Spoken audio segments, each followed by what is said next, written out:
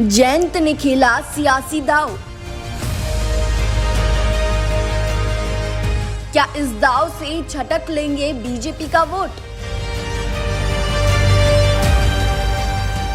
त्यागी vote bank पर जयंत ने डाले डोरे। –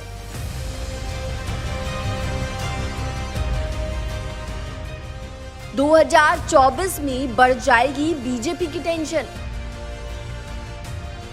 अक्सर आपने सुना होगा कि राजनीतिक आउट किस करवट बैठ जाए कुछ पता नहीं चलता। कब किसका पासा पलट जाए उसकी भी राजनीतिक गलियारे में भनक नहीं लगती, क्योंकि ये राजनीति है साहब, यहाँ सिर्फ वोटों के लिए कुछ भी करेगा का मूल मंत्र चलता है। कभी मुस्लिम वोटर तो कभी जाट वोटर को लुभाने में राजनीतिक दल अक्सर जुटे रहते हैं, खासकर उस वक्त जब देश में चुनाव की सरगर्मी बढ़ती है। वोटर्स पर भी आरोप लगते हैं कि ये उस दल का वोटर है और ये उस दल का वोटर है। अब इस बार विपक्षी दलों के वोटर पर नजर रखने वाली सत्ता में काबिज बीजेपी के वोट बैंक में सेंधमारी की तैयारी है, जिससे बीजेपी की टेंशन बढ़ सकती है। और ये सेंधमारी की तैयारी कर रही है वेस्ट यूपी की सबसे बड़ी पार्टी राष्ट्रीय लोक दल।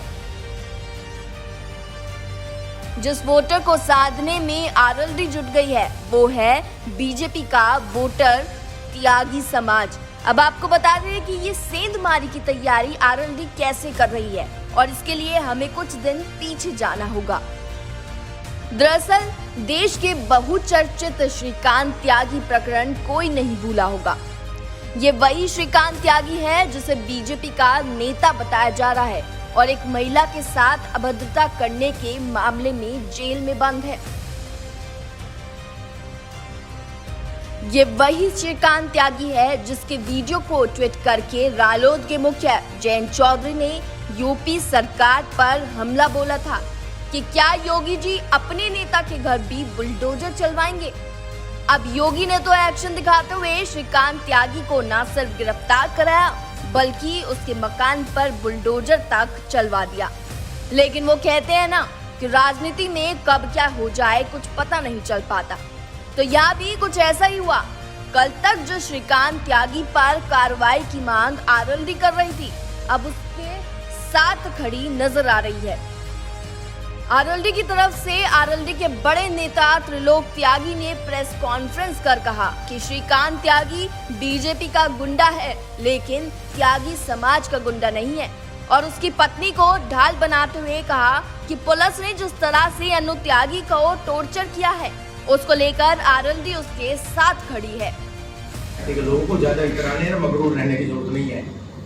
लोक दल के लोग चरण सिंह के अनुयायी उस काम में आ गए हैं, इसलिए मैं आपसे निवेदन करने आ गया हूँ कि हम लोग इसको बर्दाश्त नहीं करेंगे। ये घटना बिल्कुल अमानवीय घटना है, ये घटना तानाशाही की घटना है, ये बिल्कुल अधिनायकवादी घटना है। मैं पूछना चाहता हूँ कि उस लड़की से मिलने का रोक क्यों लगा रखे उसके परिवार से।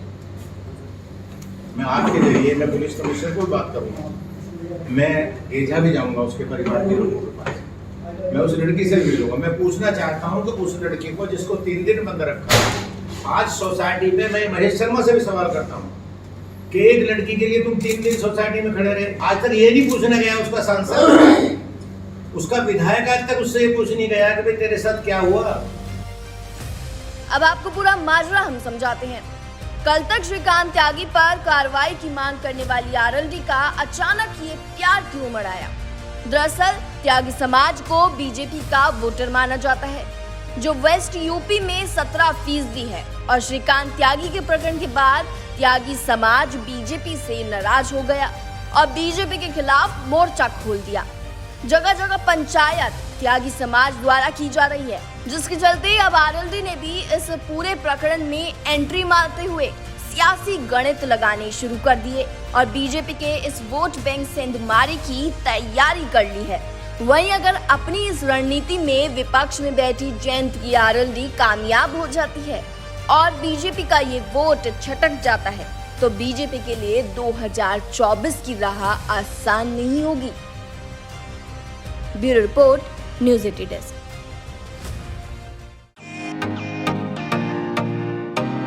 फेसबुक और यूट्यूब के बाद अब आपका पसंदीदा चैनल न्यूज़ 18 डेली हंट पर भी फॉलो करें।